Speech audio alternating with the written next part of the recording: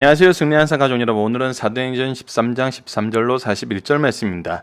사도행전 후반부 두 번째 말씀으로 예수를 구주로 증거할 수 있는 성도가 되자입니다.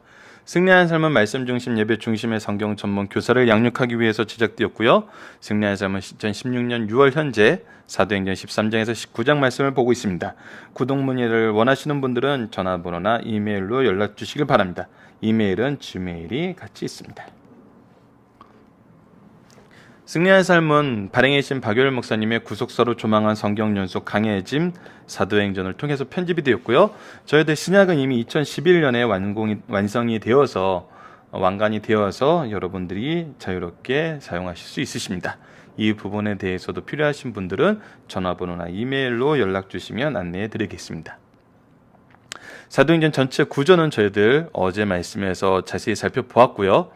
자, 이번 주 말씀을 통해서 우리가 상고하게 될 내용을 통해서 복음의 확대를 우리가 어떻게 이룰 수 있냐는 겁니다. 복음을 전한다는 것은 무엇을 어떻게 하냐는 겁니다. 이 내용을 우리가 이번 주 중심 사상 나눌 부분에 이 부분은 좀 책이 없습니다. 저희들 방송에만 포함되어 있으니까 한번 참조를 해주시고 예수를 증거할 수 있는 성도가 되자는 건데, 그래서 복음 선포의 결과는 어떻게 이루어지냐는 겁니다. 우리가 복음을 선포한다는 것은 무엇을 하냐는 거죠. 그 핵심된 내용은 무엇이냐는 겁니다. 물론 여러 가지 내용이 있지만 가장 중요한 거, 우리가 이것을 위해서 준비해야 될 거, 확인해야 될 거, 그리고 전해야 될 거, 이것이 우리가 오늘 말씀을 통해서 확인해야 될 집중적인 내용입니다. 자, 오늘 본문 말씀 상당히 깁니다. 긴 내용을 우리가 두 파트로 나눠서 한번 보도록 할 텐데, 자, 본문을 보도록 하겠습니다. 시간이 많이 걸리기 때문에 오늘 본문이 길어서 바로 들어가도록 하겠습니다. 사도행전 13장 13절에서 41절입니다. 예수를 구주로 증거할 수 있는 성도가 되자. 오늘 말씀은 바울이 어떻게 예수님을 전하는 거냐입니다. 우리가 이 내용을 바로 이해하고 이렇게 전할 수 있어야 된다는 거죠. 자, 바울과 및 동행하는 사람들이 바보에서 배를 타고 밤빌리아에 있는 버가에 이르니 요한은 그들에게서 떠나 예루살렘으로 돌아가고, 자, 이 부분이 바로 마가라는 요한이었죠. 바로 마가가 이제 힘들어서 예루살렘으로 돌아가 버려요. 그들은 버가에서 더 나아가 비시디의 안디옥에 이르러 안식일에 회당에 들어가니, 자, 언제 어디로 들어가냐면 안식일에 회당에 들어간다는 겁니다. 어제 말씀에서 우리가 상고했듯이 하나님께서 미리 무엇을 준비하셨어요? 회당을 준비하셨어요. 그리고 안식일 제도를 통해서 무엇을 하게 했어요? 사람들이 이곳에 오게 했어요. 그러니까 복음을 전하기 전에 하나님께서 세워놓은 이 방법이 얼마나 놀라운지 우리가 보게 된다는 겁니다. 자, 그럼 계속하겠습니다. 15절, 율법과 선지자의 글을 읽어놓은 회당장이, 자, 회당에서의 예배의 모습은 어떻게 됐냐면 율법과 선지자의 글을 회당장이 읽어요. 그리고 사람을 보내어 물어 이르되 형제들아, 만일 백성을 권할 말이 있거든 말하라 하니, 그래서 회당장이 이곳에서 말씀을 전할 수 있는 사람, 전할 기회를 주고 그 사람이 전할 수 있도록 허락을 한다는 거죠. 그 기준을 회당장이 가지고 있어요. 이때 이제 사람들에게 율법과 선지자의 글을 읽은 후에 이 말씀에 대해서 할 얘기가 있는 사람들은 이제 해보십시오 그랬더니 바울이 일어나 손짓하여 말하되, 이제 바울이 일어나서 손짓하여서 자기가 얘기하겠다고 하는 거예요. 이 부분에 대해서 이제 회당장이 허락을 해준 게겠죠. 그래서 뭐라고 얘기를 하냐면 이스라엘 사람들과 및 하나님을 경외하는 사람들아 들으라. 자, 회당에 모였다는 것 자체가 뭐였어요? 우선 하나님을 믿고 경외하겠다는 거예요.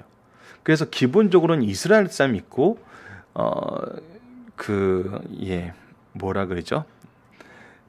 그 이교도에서 개종한 개종이라는 단어 갑자기 안 생각나는데요. 개종한 이 헬라 사람들이 있었던 거죠.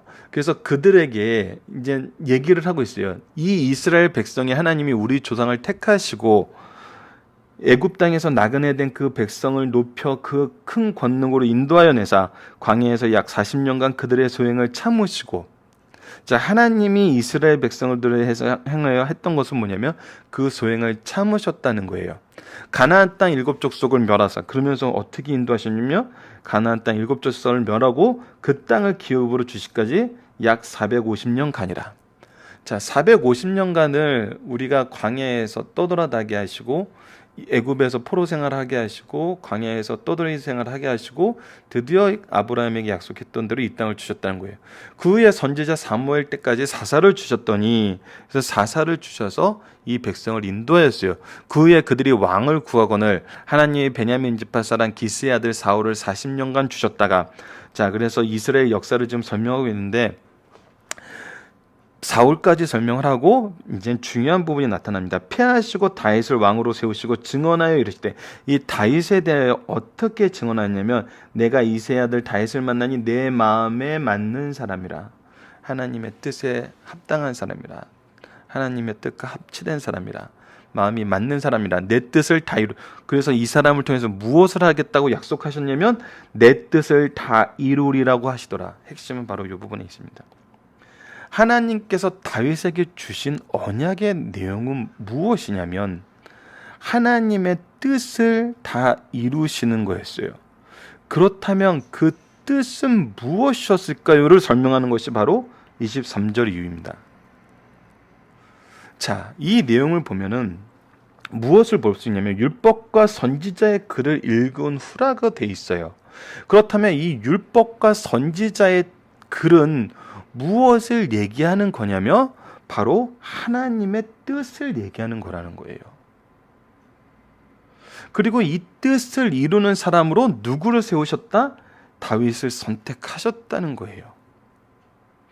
자, 그 내용은 무엇이냐면 하나님이 약속하신 대로 이 사람의 후손에서 이스라엘을 위하여 구주를 세우셨으니, 즉 하나님의 뜻은 구주를 세워서 우리를 구원하시는 거예요. 즉 구원 사역이 하나님의 뜻이라는 거예요. 이 일을 위해서 예수님을 다윗의 자손으로 보내셔서 이 일을 이루셨다는 거예요. 이것이 바로 율법과 선지자에 기록되어 있는 하나님의 뜻이라는 겁니다. 자, 그래서 이 구주 예수가 다윗의 자손으로 나와서 하나님의 구원의 뜻을 이룬 사람임을 소개하면서 이제 복음서 이후에 이들이 모르는 얘기를 해주고 있어요. 그가 오시기에 앞서 요한이 먼저 회개의 세례를 이스라엘 모든 백성에게 전파하니. 자, 이 부분은 아는 사람이 있고 모르는 사람이 있었어요. 요한의 세례까지 아는 사람이 있고 모르는 사람이 있었어요.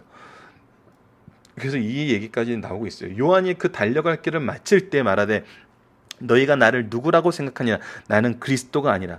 그가 분명히 얘기를 자신은 그리스도가 아니라고 얘기하고, 내 뒤에 오시는 이가 있으니 나는 그 발에 신발끈 풀기에도 감당하지 못하리라 하였으니, 형제들아, 아브라함과 후손과 너희 중 하나님을 경외하는 사람들아, 이 구원의 말씀을 우리에게 보내셨거늘.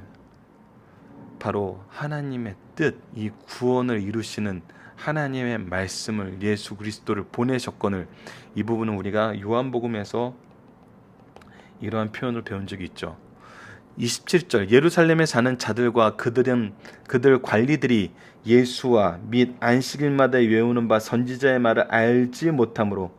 자, 이들이 모르는 거는 예수님에 대해서도 모르는 건데, 예수님에 대해서 모르게 된 이유가 뭐냐면 바로 율법과 선지자의 글을 항상 외우고 있었음에도, 항상 외워서 묵상하고 살면서도 알지 못했다는 거예요. 그래서 무엇을 했어요? 예수를 정죄하여 선지자들의 말을 응하게 하였도다. 그래서 이 예수님을 소개하는데 여러분들 이 부분을 보십시오. 하나님께서 이 예수를 보내시기 위해서 어떤 언약의 말씀으로 다윗을 통해서 이루셨는지를 먼저 얘기하고, 그러면서도 예수님의 삶 자체가 어떤 내용이었음을 선포하고 있어요. 선지자의 말씀을 응하게 하려는, 즉 하나님의 계획하심, 뜻, 성경대로 예수님께서 사셨음을 소개하고 있습니다. 예수님 오시기 전의 내용도, 예수님이 오신 내용도 무엇을 통해서 설명이 되어? 바로 성경을 통해서 설명이 된다는 것입니다. 자, 죽일 죄를 하나도 찾지 못하였으나 빌라도에게 죽여달라고 했으니 성경이 그를 가리켜 기록한 말씀을 다 응하게 한 것이라. 후에 나무에 내려다가 무덤에 두었으나 하나님이 죽은 자 가운데서 그를 살리신지라. 갈릴리로부터 예루살렘에 함께 올라간 사람들에게 여러 날 보이셨으니 그들이 이제 백성 앞에서 증언함이라. 자, 하나님께서 예수님을 부활하셔서 죽음에서 살리셨어요. 그 의미를 이제 성경을 통해서 이제 가르쳐주고 있습니다. 자, 지금 바울은 철저하게 무엇을 근거로 얘기하고 있냐면 성경 말씀을 가지고 얘기하고 있어요. 성경의 내용으로 예수님을 선포하고 있어요. 자, 32절 계속 보도록 하겠습니다. 우리도 주상들에게 주신 약속을 너에게 전파하노니. 자, 우리가 하는 것은 뭐냐면 우리 조상들에게 주신 약속을 전파한다는 거예요. 하나님께서 이미 주신 말씀을 전파하고 있다는 거예요. 새로운 거 아니라는 거예요. 다른 거 아니라는 거예요. 하나님의 뜻이라는 거예요. 하나님의 계획이라는 거예요. 하나님의 역사하신 그 증거라는 거예요. 곧 하나님이 예수님을 일으키사 우리 자녀들에게 이 약속을 이루게 하셨다미라. 그래서 예수님의 부활도 또한 무엇이다? 언약의 성취다. 시편 2째 편에 기록된 바와 같이 너는 내 아들이라 오늘 너를 낳았다 하셨고, 바로 이 다윗의 시편을 통해서, 다윗의 언약을 통해서, 우리 사도행전 2장 30절을 여러분들 기억하고 계실지 모르는데 베드로가 시편 16편 말씀을 인용하면서 오늘 본문에서도 바로 35절에서도 시편 16편 말씀이 바로 그대로 인용이 되어 있는데, 인용하면서 다윗에 대해서 뭐라고 얘기하냐면 29절 30절 읽어드리겠습니다. 형제들아, 내가 조상 다윗에 대하여 담대히 말할 수 있노라. 다윗이 죽어 장사되어 그 묘가 오늘까지 우리 중에 있도다. 그는 선지자라. 하나님이 이미 맹세하사 그 자손 중에 한 사람을 그 위에 앉게 하리라 하심을 알고. 선지자 무슨 뜻이에요? 하나님의 뜻을 아는 사람이에요. 하나님의 지혜를 가진 사람이에요. 하나님의 뜻이 무엇인지 분명히 선포하는 사람이에요. 자, 그래서 이 선지자의 말씀이 어떻게 이루어지는지를 계속 얘기하고 있어요. 또 하나님께서 죽은 자 가운데서 그를 일으키사 다시 썩음을 당치 않게 하실 것을 가르쳐 이르시되 내가 다윗의 거룩하고 밑부는 산을 너에게 주리라 하셨으며, 이 부분은 이제 이사야서의 말씀입니다. 이사야서의 말씀을 통해서 우리에게 이 말씀이 하나님의 언약의 성취임을 알게 해주고, 또 다른 신편에 일렀을 때 조금 전에도 얘기했던 것처럼 바로 시편 16편 말씀을 인용한 겁니다. 주의 거룩한 자로 썩음을 당치 않게 하시려 하셨느니라. 35절 36절입니다. 다윗은 당시 하나님의 뜻을 따라 섬기다가 잠들어 그 조상들과 함께 묻혀 썩임을 당하였을 때, 이것이 너희들이 착각해야 될지 말 것이 주의 거룩한 자가 다윗 스스로를 얘기한 게 아니라는 거예요. 왜? 썩음을 당치 않을 거라고 다윗이 얘기했는데 다윗은 썩어서 우리 묘가 지금 아까 사도행전 2장에서 살펴봤던 것처럼 묘가 그들 가운데 있어요. 썩음을 우리가 확인했어요. 근데 썩지 않음을 당케 하시라는 것은 무엇이에요? 다윗을 통하여 보내시겠다고 하신 그 메시아를 일렀다는 거예요. 그래서 이것이 하나님의 언약의 성취라는 거예요. 하나님께서 살리신 이는 썩임을 당치 아니하셨나니 그러므로 형제들아 너희가 알 것은 이 사람을, 그래서 이 사람 하나님께서 보내신 예수를 통해서 우리로 하여금 어떻게 무엇을 얻게 하시려면 믿음으로 그를 힘입어 죄사함을 전하는 너희에게 죄사함을 너희에게 전하는 이것이니라. 너희들이 죄의 문제를 해결할 수 있는 유일한 길은 누구다? 바로 예수님이다. 이것이 누구의 계획이었다? 하나님의 계획이었다. 하나님의 계획은 누구에게 이미 선언되어 있었다? 사도와 선지자들을 통해서 이미 선언되었다. 그 중에 대표적인 인물이 누구였다? 다윗이었다. 다윗은 하나님께서 직접 선택하여 이 통로로 세우시고 예수 그리스도는 성경대로 오셔서 이 모든 것을 이루셨다는 거예요. 그래서 이 내용이 또 우리에게 주는 중요한 부분 중에 하나가 바로 39절입니다. 또 모세의 율법으로 너희가 의롭다 하시면 얻지 못하던 모든 일에도 하나님께서 모세를 통해서 율법을 주셨는데 이것을 통해서 우리가 의롭다 하시면 얻지 못했어요. 이런 죄는 하나님께서 심판하신다 그랬는데 그 죄가 우리를 떠나지 않았어요. 그거는 이스라엘 역사가 증명해주고 있어요. 지금 현재 이들의 삶이 그것을 증명하고 있어요. 그런데 우리는 어떻게 된다? 이 사람을 힘입어 어떤 자마다 믿는 자마다 의롭다 하심을 얻는 이것이니라.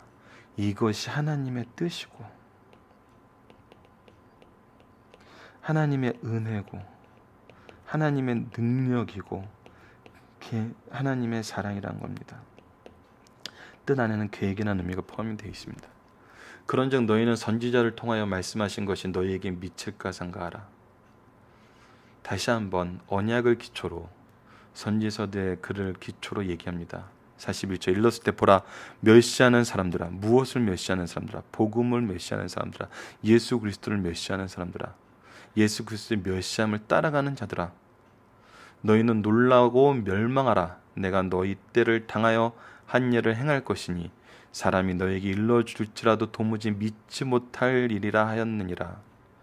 즉 이들이 받게 되는 심판의 근거는 전하여도 믿지 못한 것, 믿을 수 있는 모든 증거와 모든 능력과 모든 내용이 말씀을 통해서 우리에게 주어졌음에도 믿지 못하는 것. 이것은 멸망받을 제목이라는 것입니다. 이것을 통해서 구원받지 못하면 우리는 본질상 진노의 자녀라고 했으니 우리는 이 멸망에서 벗어나지 못한다는 것입니다.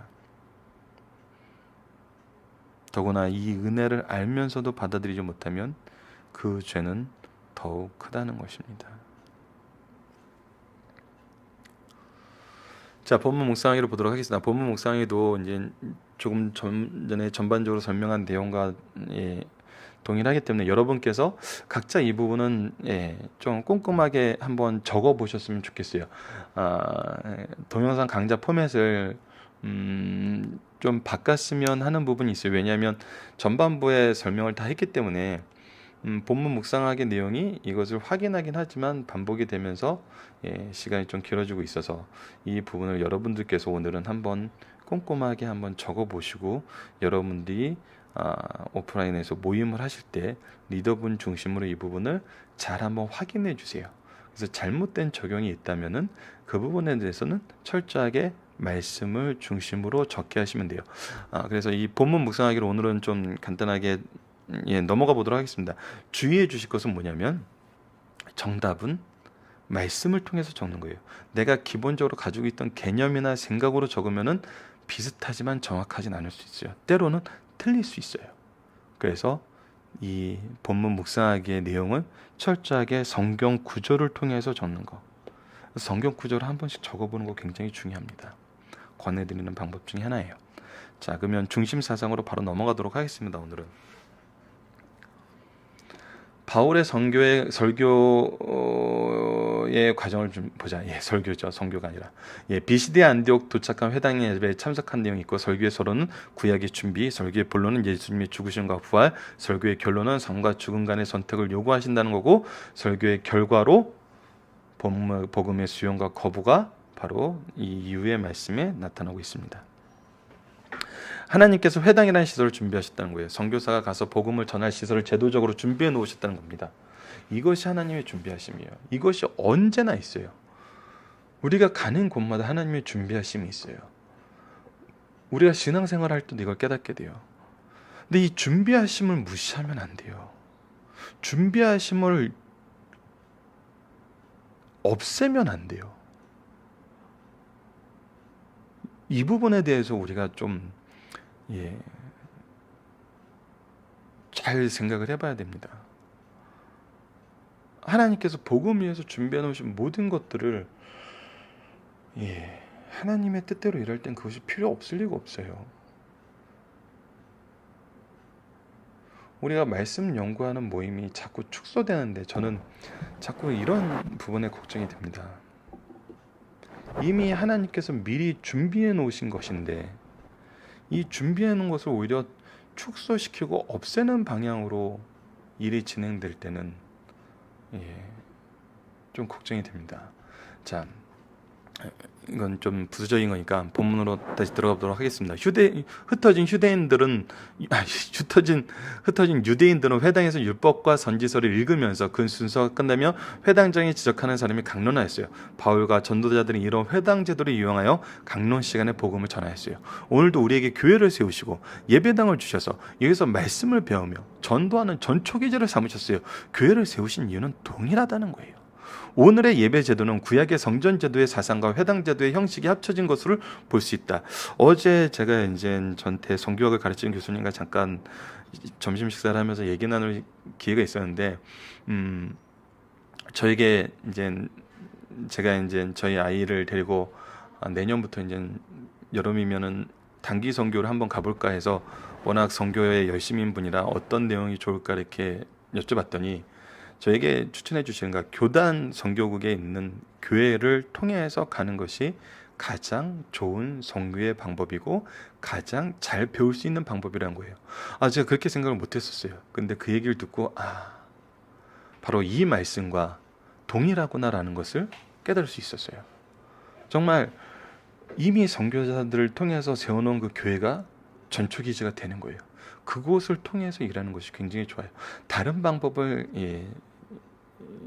저도 솔직히 다른 방법을 생각했었죠. 뭔가 이렇게 새로운 형식과 새로운 틀 안에서 좀 더 자유로운, 근데 아니에요. 선교도 교회 중심으로 하는 것이 가장 좋은 것 같습니다. 오늘의 예배대조는 구약의 성전제도의 사상과 회당제도의 형식이 합쳐진 것으로 볼 수 있다. 자, 두 번째입니다. 구약에 예언되었고 유대 민족이 그토록 기다리던 메시아가 바로 예수이심을 바울 설교를 통해서 증명하였다. 바울 설교의 첫 번째 요지는 구약의 예언대로 오신 예수님이라는 거예요. 아브라함에게 시작된 이스라엘 역사를 다윗에게 이어놓고 하나님께서 선지자를 통하여 예언하신 대로 다윗의 후손에게서 탄생하셔 구주로서 구원을 성취하기 위해서 예수님이 오셨다고 강조해요. 그것이 바로 하나님의 뜻이었다는 거예요.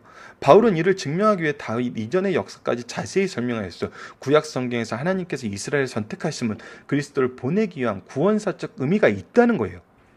그러나 구약에서의 이스라엘 역사 대부분은 하나님께 대한 이스라엘의 배반과 그에 대한 하나님의 진노로 점철되어 있어요. 여기에서 우리가 보게 되는 것이 하나님의 은혜이며 놀라우신 역사입니다. 그래도 하나님은 본래의 계약을 지키셔 그들을 통해 메시아를 보내셔서 구원 사역을 어떻게 하셨어요? 완성하셨어요. 배신과 하나님의 진노로 점철되어 있는 그 역사인데 구원 사역이 완성되었다는 거예요. 누가 하셨다는 겁니까? 누가 하셨다는 거예요? 하나님이 하셨다는 거예요. 누구를 의지하냐는 거예요. 누구의 방법대로 해야 되는 거예요? 하나님의 방법대로 해야 된다는 거예요. 배반과 진노 속에서도 이루시는 하나님인데 세상적인 환경이 어려움을 하나님께서 못 이기게 하시겠어요? 이기게 하십니다. 하나님이 이기셨어요, 이미. 그래서 이 하나님의 승리를 의지하면 된다는 겁니다. 그럼 우리가 뭐에 포커스를 둬야 돼요? 구원에 포커스를 둬야 돼요. 그 외에 다른 것이 포커스가 되면은 그때는 이제 우리의 일이란 거예요. 인간의 일이란 거예요. 무엇만 키울 뿐이란 거예요? 죄만 키울 뿐이란 거예요. 그러므로 모든 사람들이 복음을 듣고 예수를 믿으면 그로 말미암아 의롭다함을 얻어 칭의에 이르게 된다는 겁니다. 이것이 복음의 핵심이라는 거예요. 그러나 복음을 듣고도 예수를 거부하면 멸망에 이르게 됩니다. 이것이 바울 설교의 핵심이에요. 이는 구원의 교리의 핵심에 대해 그리고 바른 설교가 어떤 것인지 가르쳐 줍니다. 유대 지도자들은 율법에 정통하다 하면서도 율법 중심인 예수 그리스도를 알지 못했어요.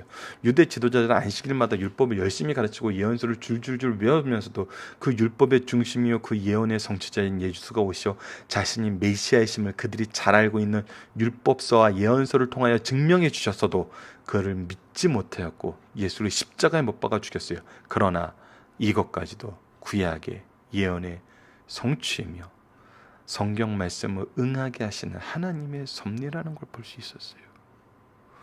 우리를 구원하신 하나님의 주권적 역사를 확인시켜 주셔서 우리로 하여금 믿고 증거하도록 하신다는 겁니다.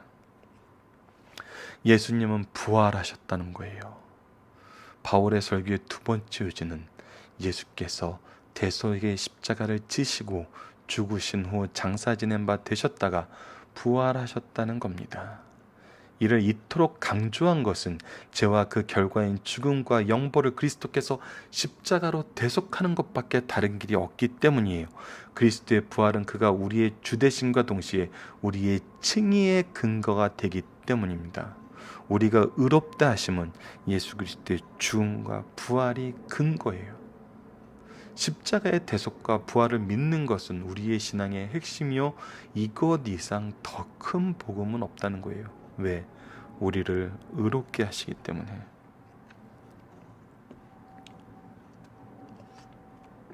다섯 번째, 예수님의 부활도 이미 예언된 말씀이란 겁니다. 바울의 설교 세 번째 핵심은 예수님의 부활은 우리가 믿고 신뢰할 만한 역사적 인물인 다윗의 예언의 성취라는 거예요. 그러므로 예수의 부활을 믿지 못하고 거부하는 것은 그토록 자랑하던 이스라엘 역사와 전통을 부인하는 것이 돼요. 예수의 부활은 다윗의 예언의 성취로 예수님은 다윗이 예언한 메시아라는 사실을 확실하게 증거해 줬습니다. 자, 복음의 진술을 듣고 깨닫게 되었다면 더 이상 머뭇거리지 말고 믿고 구원 얻는 자가 되라는 거예요. 만약 이를 거부하면 이스라엘 사람들의 잘못된 전통을 되풀이하는 겁니다. 이미 이것을 어떻게 잘못했는지 바울이 소개를 해줬어요. 복음을 믿으면 영생이며 거부하면 영벌이라는 것을 확실히 가르쳐 주어 영생의 길을 가도록 다시 한번 강권하는 말씀입니다. 여러분, 살펴보기 정답은 여전히 카페를 통해서 확인해 주시길 부탁드리고요. 우리가 전하는 복음의 주인공은 누구인가? 나인가? 예수 그리스도인가? 예, 제가 무서워하는 부분이 바로 이 부분이에요. 우리가 걱정해야 될 부분이 바로 이 부분입니다. 하나님의 존부하심을 우리가 깨닫지 못하면 내가 원하는 방법, 내가 원하는 생각대로만 행하게 돼요. 그건 누가 주인공이란 거예요? 내가 주인공이란 거예요. 결과에 대해서 하나님의 준비하심과 역사하심과 그 은혜에 대한 감사가 없다는 것은 결국 자기를 자랑하는 것이 된다는 거예요.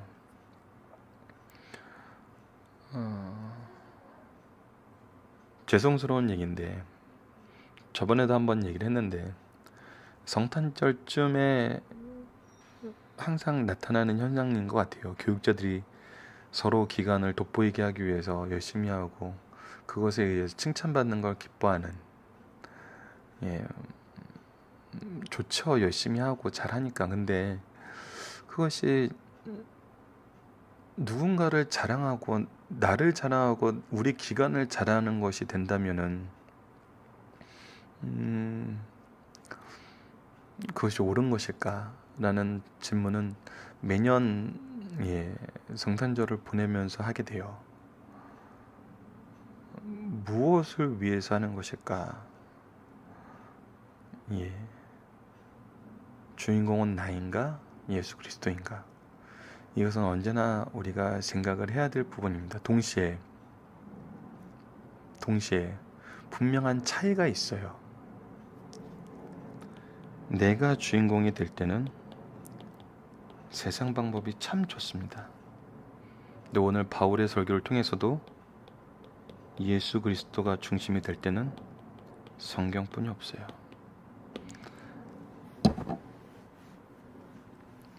우리가 지금 말씀에 집중하고 있는가? 다른 방법에 집중하고 있는가? 때로는 이것이 내가 주인공이 되고 싶어하는가? 예수가 주인공이 되고 싶어하는 거에 어느 정도의 기준은 제공해 준다고 보고 있습니다. 이건 제 개인적인 해석이긴 하지만 경험적으로 이 부분이 많이 적용이 되는 것 같아요. 그래서 이 부분에 좀 우리가 조심하고 우리 자녀들과 제자들을 조심시키고 항상 말씀과 예수 그리스도가 중심이 될 수 있는 우리 승리하는 삶 가족 여러분들 되었으면 합니다. 말씀을 기초로 기도하기를 통해서 마치겠습니다. 하나님, 바울의 설교를 통해 구속사를 이해하고 말씀의 중심이 하나님의 언약의 말씀과 이 모든 언약을 이루시고 은혜의 복음을 이루신 예수님임을 깨닫게 하심을 감사합니다. 우리가 복음의 내용을 버리고 결과를 내 중심으로 잘못 적용하는 어리석음을 버리게 하여 주시고 오직 예수님만 전하며 예수님을 통한 구원의 능력을 전하는 참된 일꾼이 되게 하여 주소서. 예수님 이름으로 기도드립니다. 아멘.